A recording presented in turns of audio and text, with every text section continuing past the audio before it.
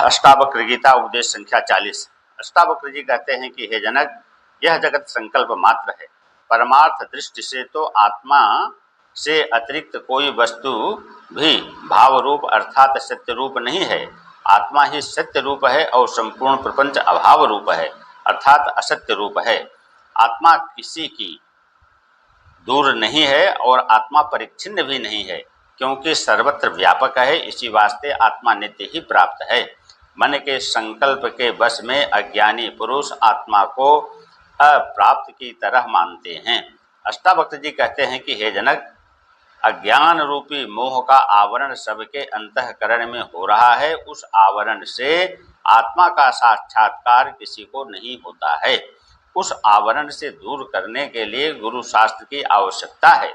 संपूर्ण जगत मन की कल्पना मात्र है। आत्मा नित्य मुक्त है, सनातन है। ऐसा निश्चय करके विद्वान ज्ञानी बालक की तरह चेष्टा करता है।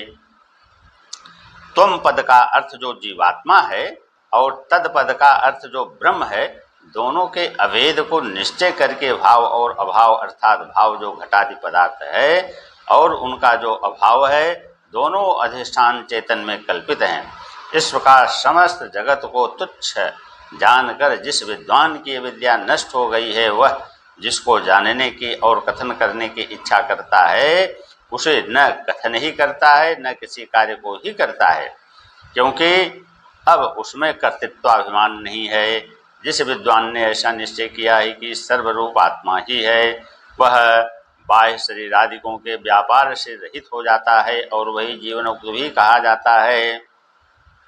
अष्टावक्र जी कहते हैं कि हे जनक, जिसका मन संकल्प विकल्प से रहित हो गया है, जिसको न विक्षेप होता है और न एकाग्रता के लिए उद्यम करना होता है, क्योंकि जिसको विक्षेप होता है वही निरोध के लिए यत्न करता है। उसको पदार्थों का अत्यंत ज्ञान या मूर्खता नहीं होती है और न उसको विषयजन्य सुख या दुख होता है, क्योंकि वह केवल आत्मानंद में मग्न है। जीवन मुक्त को स्वर्ग के राज्य मिलने पर भी न उसको हर्ष होता है और भिक्षावृत्ति में न उसको विक्षेप होता है, और पदार्थ का लाभ और अलाभ दोनों उसको बराबर हैं। वन में रहे वह घर में रहे, वह एक रस रहता है।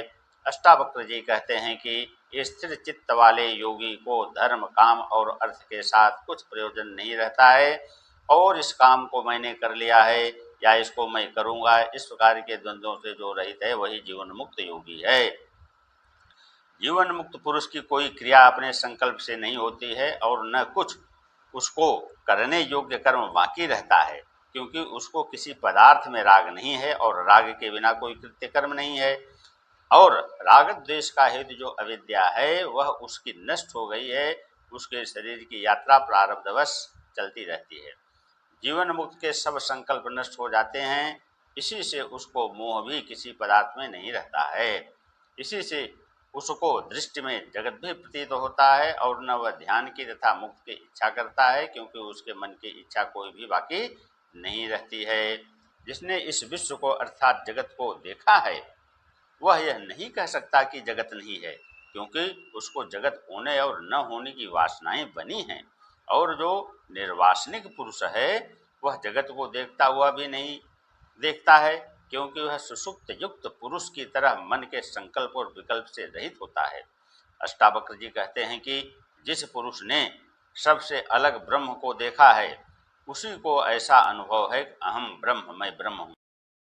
जिस पुरुष ने अपने में विक्षेपों को देखा है, वही विक्षेपों को दूर करने के लिए चित्त के निरोध की चिंता को करता है। जिसको कोई विक्षेप नहीं रहता, वह विक्षेप के दूर करने के लिए चित्त का निरोध भी नहीं करता है।